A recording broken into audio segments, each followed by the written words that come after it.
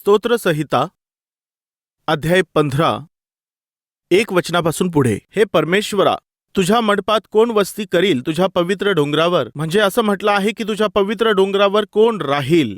जो सात्विकतेने चालतो व नीतीने वागतो, मनापासून सत्य बोलतो, आपल्या जिभेने चुगली करीत नाही, आपल्या सोबत्याचे वाईट करीत नाही, आपल्या शेजाऱ्याची निंदा करीत नाही, अधमाला तुच्छ लेखितो, परमेश्वराचे भय बाळगणाऱ्यांचा सन्मान करीतो, आपण वाहिलेल्या शपथेने स्वतःचे अहित झाले तरी ती मोडीत नाही, आपला पैसा वाढीदिडीला लावित नाही, निरपराध्यांची हानी करण्याकरिता लाज घेत नाही, तो जो असा वागतो तो कधीही ढळणार नाही. इथे म्हटलं आहे की जो असा वागतो तो कधीही ढळणार नाही. स्वर्गामध्ये जाणाऱ्या लोकांमध्ये हे 12 लक्षणं आढळून येतात. ते कोणते आहेत याविषयी मी तुम्हाला सांगणार आहे. स्वर्ग लोकामध्ये जाणाऱ्या लोकांच्या जीवनात या भूतलावर त्यांच्या जीवनामध्ये सर्वात पहिलं आढळून येणारं लक्षण म्हणजे ते प्रामाणिक असतात. दुसरी गोष्ट, ते धार्मिकतेने चालत असतात. तिसरी गोष्ट, ते असत्य बोलत नाहीत, याचा अर्थ नेहमी खरंच बोलणं. चौथी गोष्ट, ते चुगली करत नाहीत, ते इतरांविषयी काही वाईट करीत नाहीत, वाईट निंदा पसरवित नाहीत. पाचवं, सोबत्याचं वाईट करत नाहीत. सहावी गोष्ट, ते निंदा करीत नाहीत. सातवी गोष्ट, त्यांच्या नजरेत जे हीन आणि टाकाऊ दिसून येतं याचं कारण हे की ते पापाचा द्वेष करतात. हे सर्व काही मी तुम्हाला मागील दिवसांपासून सांगत आलेलो आहे. या सर्व विषयांबद्दल मी तुम्हाला सांगू इच्छित आहे.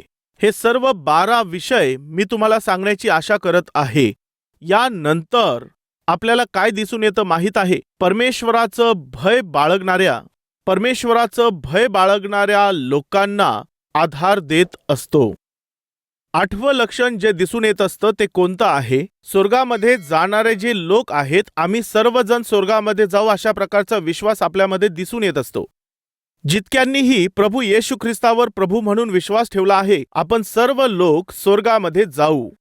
हाच बायबलचा सारांश आहे. जर तुम्ही प्रभू येशू ख्रिस्ताला तुमचा वैयक्तिक तारणारा म्हणून स्वीकारला आहे, म्हणजे जर तुम्ही मनापासून पश्चाताप केलेला असेल, तर नव्याने जन्मल्याचा जो परिणाम असतो त्याचे जे फळ असतात ते दिसून येतात. प्रभू येशू ख्रिस्त जेव्हा तुमच्या जीवनामध्ये प्रवेश करतो, तो पवित्र परमेश्वर तुमच्यामध्ये जेव्हा तो वस्ती करू लागतो, तेव्हा तुम्ही आत्मिक रीतीने बदलून जाता आणि तुमच्यात आत्म्याचे फळ दिसून येतात. देवाचा दास योहान याने अशा प्रकारे म्हटलं की तुमच्यामध्ये पश्चातापास योग्य असे फळ दिसून आले पाहिजेत. ज्याचं तारण झालेलं आहे तो आपल्या तारणाऱ्याला आपल्या कृतीमधून दाखवत असतो.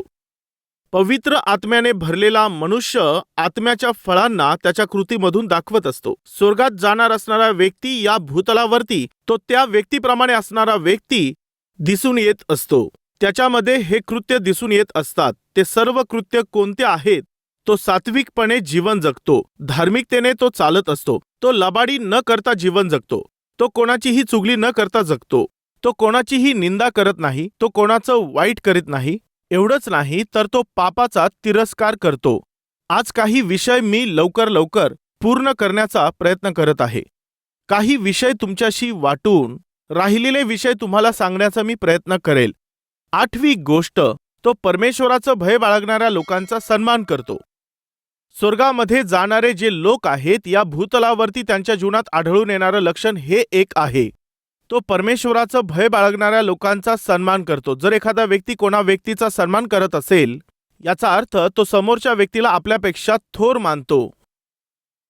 आपल्या समोरील व्यक्तीला आपल्यापेक्षा जर मोठं समजायचं असेल तर सर्वात पहिलं तुमच्यामध्ये नम्रता असायला हवी, लीनता पाहिजे. कृपा करून लक्ष देऊन ऐका. माझ्यापेक्षा दुसरं कोणी मोठं नाही असं समजणाऱ्या लोकांचा गर्व त्यांना खाली पाडत असतो.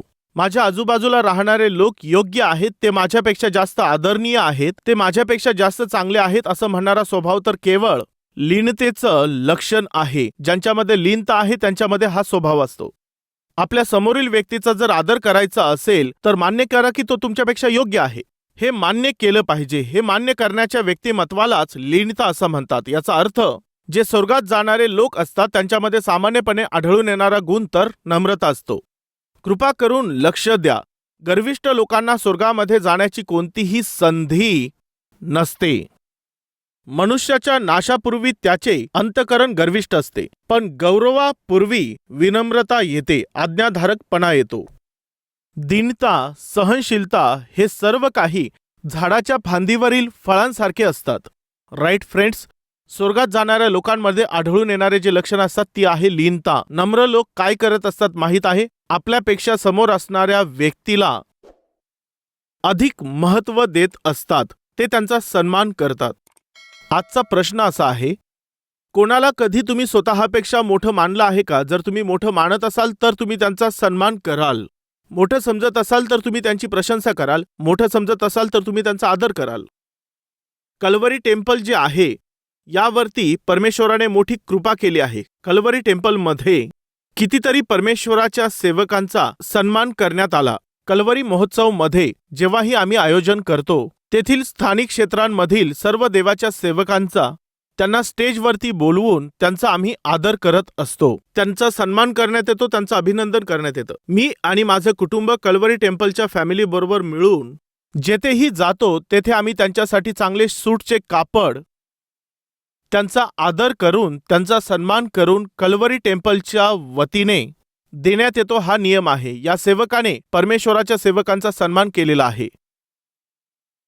माझ्यापेक्षा अधिक माझ्या समोरचे सेवक एक मोठे दास आहेत, म्हणून त्यांचा सन्मान करणं देवाने मला शिकवलेलं आहे. जवळपास तुम्हाला माहीत आहे का, देवाच्या गौरवासाठी हे मी तुम्हाला सांगत आहे, आतापर्यंत 70,000 पास्टर्सना कपडे देण्याची महान कृपा, विशिष्ट प्रकारच्या सूटचा कापड देण्याची महान कृपा देवाने त्याच्या दासाला आणि आमच्या कुटुंबाला दिली. जितकेही पास्टर भेटतात, देवाने आमच्यावर ही कृपा केली की हजारो सेवकांना कपडे देता आले. ही किती आशीर्वादाची गोष्ट आहे. हे कसं झालं? कारण की ते माझ्यापेक्षा मोठे आहेत, ते सर्वोत्कृष्ट सेवा करत आहेत, त्यांचा सन्मान केला पाहिजे असं मन परमेश्वराने दिलं आहे. यामुळेच हे शक्य झालं. एवढंच नाही तर देवाचे दास जे देवामध्ये झोपी गेले आहेत, RRK मूर्ती यांचा कल्वरी टेम्पलमध्ये सन्मान करण्यात आला. ब्रदर राज बाबू यांचा देखील कल्वरी टेम्पल महोत्सवमध्ये सन्मान करण्यात आला.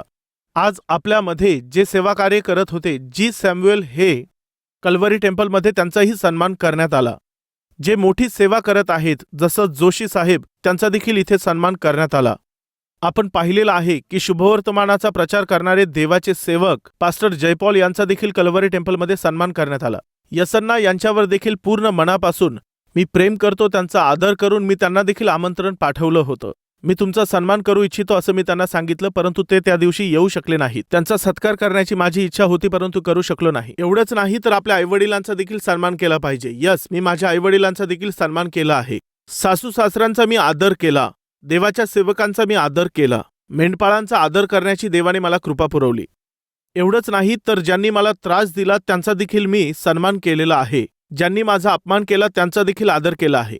आत्तामध्ये असे कोणीतरी होते ज्यांनी स्टेजवर येऊन माईकमध्ये माझ्याबद्दल मनाला वाटेल तसं बोलू लागले. मनाला वाटेल त्याप्रमाणे ते बोलले. त्यांच्या एका व्यक्तीने मला सांगितलं, ब्रदर, त्या व्यक्तीने तुमच्याकडून मदत घेऊन बाहेर जाऊन ते तुमच्याविषयीच विरोधात बोलत होते.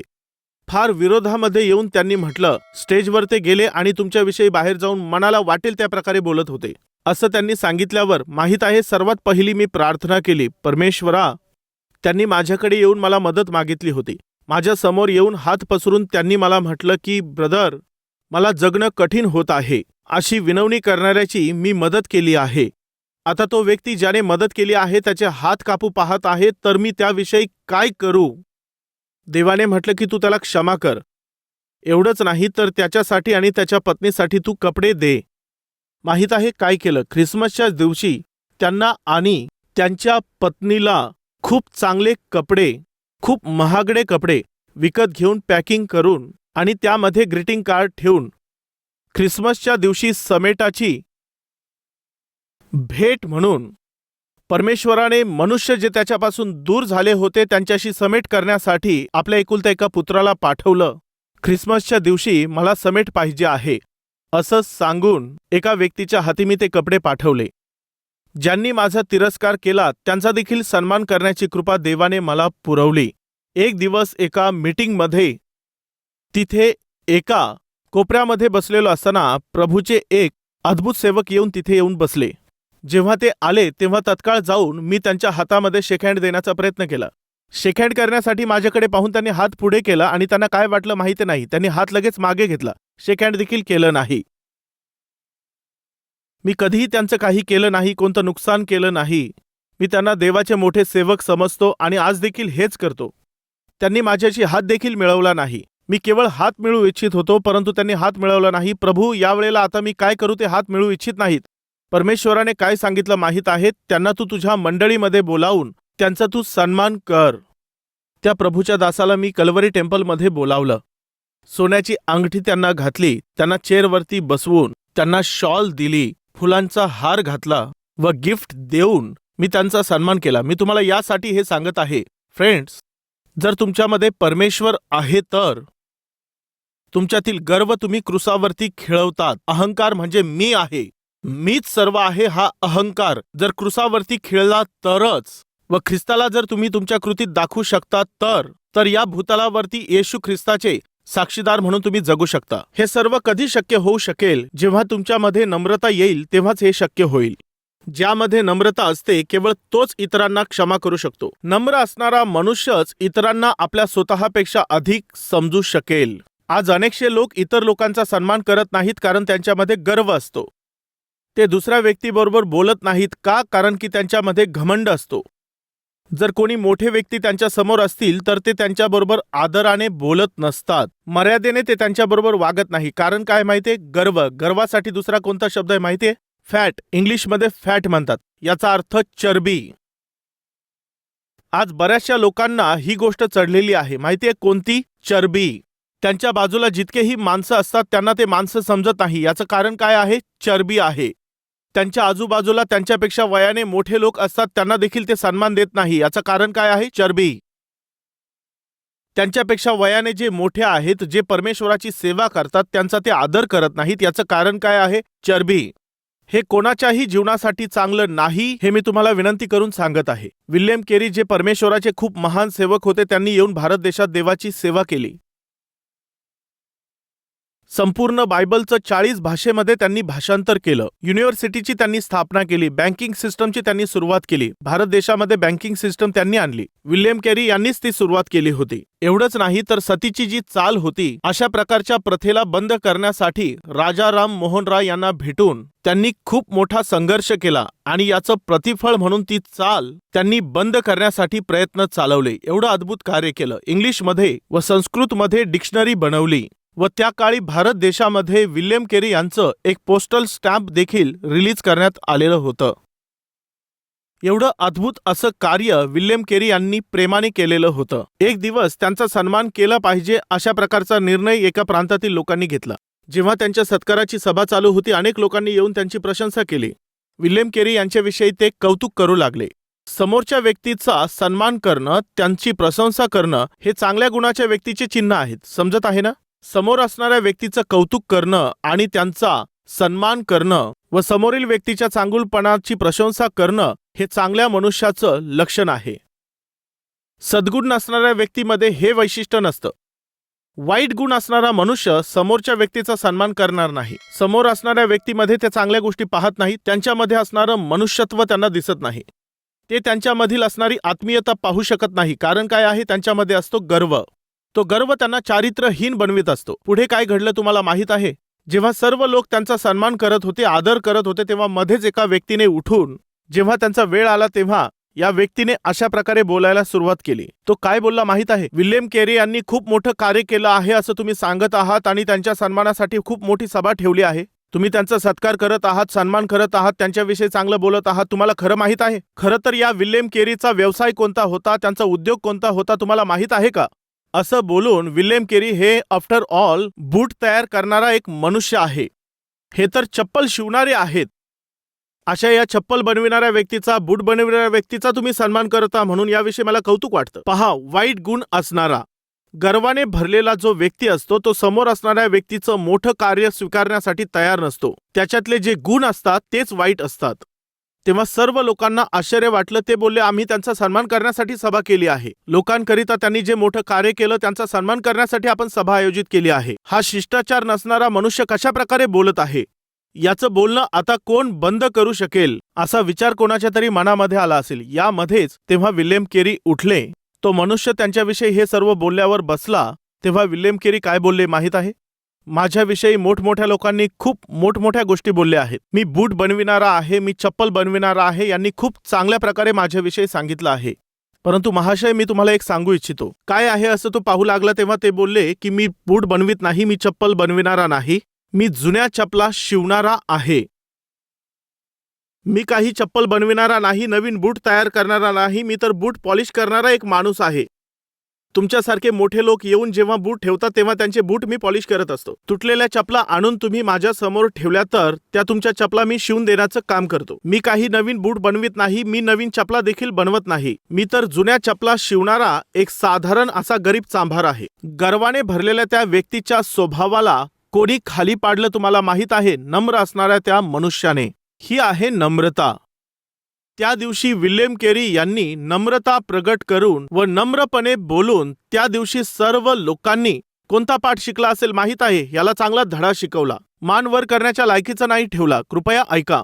गर्वाला खाली करणारी नम्रताच आहे व नम्रतेला दूर करणारा तर गर्व आहे. तो गर्व, त्या गर्वाला स्वर्गात जाण्याची संधी नाही. कारण माहीत आहे, गर्व करणारा तो सैतान एका समयी एक मुख्य देवदूत होता. एकेकाळी देवाच्या समोर असणारा तो एक मुख्य देवदूत होता. गर्व केल्यामुळे त्याला स्वर्गामधून खाली टाकण्यात आलं. तेथे गर्वासाठी जागा नाही, गर्व करणाऱ्यासाठी जागा नाही. पहा, आजच्या दिवशी जर तुमच्यामध्ये गर्व असेल तर कृपा करून आजच्या दिवशीच तो तुम्ही दूर करा. का? कारण की गर्विष्ठ लोकांना स्वर्गामध्ये जाण्याचा कोणताही चान्स नाही. गर्विष्ठ मनुष्य समोरच्या व्यक्तीला आपल्यापेक्षा मोठा मानूच शकत नाही. स्वर्गात जाणाऱ्या लोकांमध्ये कोणतं लक्षण असतं माहीत आहे? आपल्या आजूबाजूच्या लोकांना ते आपल्यापेक्षा मोठं समजतात. कदाचित ती तुमची नोकरीची जागा असेल, जिथे काम करता तिथे असू शकेल, जिथे शिकता तिथे असू शकेल, किंवा जिथे सेवा करता तिथे असेल, किंवा मंडळीमध्ये असू शकेल. समोरील व्यक्तीची चेष्टा करणं किंवा समोरील व्यक्तीला तुच्छ समजणं, समोरच्या व्यक्तीला फटकून दूर करणं, त्यांना जनावराप्रमाणे वागणूक देणं, त्यांचा अपमान करून त्यांच्याशी बोलणं, हे आत्मिकतेचं लक्षण अजिबात नाही.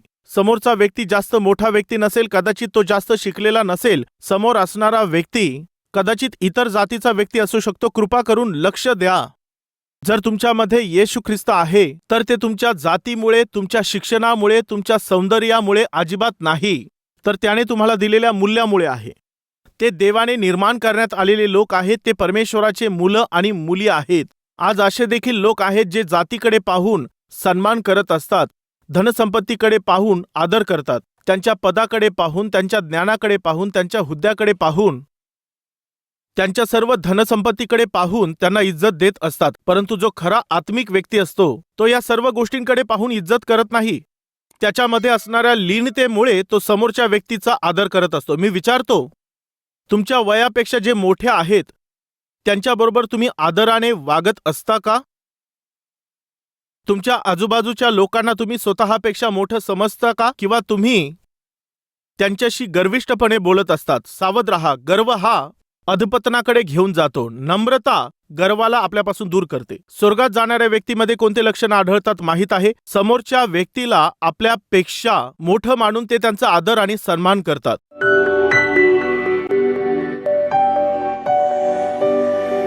पवित्र पिता, तू सरळ आणि स्पष्टपणे आमच्याशी बोललेला आहेस. स्वर्गात जाणारे लोक या भूतलावर कसे असतात, कसे राहिले पाहिजे स्पष्टपणे सांगितलंस. देवा, जर तसे गुण आमच्यामध्ये नसतील तर त्या बाबतीमध्ये तू आमची मदत कर. प्रार्थना करत असणाऱ्या प्रत्येक व्यक्तीला तू दर्शन दे बापा. तू स्पष्टपणे आमच्याशी बोललेला आहेस. तुझी आम्ही स्तुती करतो, तुला धन्यवाद देतो. देवा, आमच्या देशाला आणि आमच्या राज्याला तू आशीर्वाद दे. या प्रार्थनेमध्ये जितकेही लोक आमच्याशी जुडलेले आहेत त्या सर्वांना तू आशीर्वाद दे. प्रभू येशू ख्रिस्ताच्या नावामध्ये ही प्रार्थना मागत आहे बापा. आमेन.